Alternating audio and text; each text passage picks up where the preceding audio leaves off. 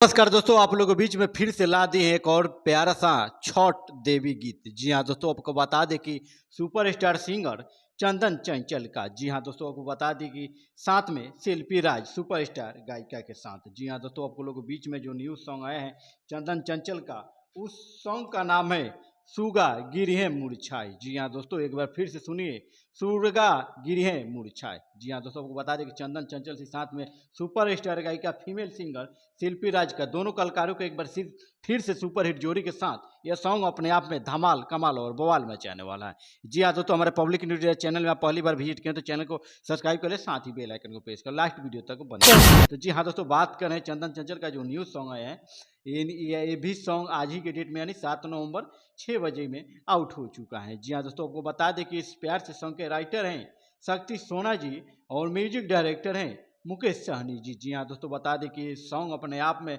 बहुत ही लाजवाब और झकास हो।